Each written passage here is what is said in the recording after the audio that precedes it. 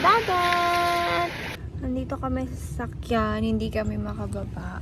Although, galing naman lang kami doon. Kaso, bumalik kami dito sa sasakyan kasi sobrang init na doon. Sayang, maganda sana maligo kasi kalma yung dagat. Tapos, hindi gaanong malalim. O mababaw lang siya. Tapos, kalma. Kaso nga, mainit na si baby. So, bumalik kami sa sasakyan. Ayan yung dagat. Sobrang kalma niya. Tapos mababaw lang siya. Maganda sana maligo.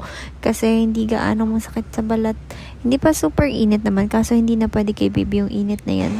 Ayan. Tapos si daddy nagpapalipad lang siya ng drone. Ayan. Nag-enjoy sila Ero sa baba. Habang kami nandito sa sasakyan. Pa-video-video lang. Tapos si baby nag-i-eat si Bitsy Spider. Siguro siya. Hindi ko alam kung anong gusto niyang gawin sa buhay niya. Pero ang cute lang kasi nung kamay niya. Ayan. Diba? Para siyang nag-i-eat si Bitsy Spider. Ewan ko kung anong ginagawa niya.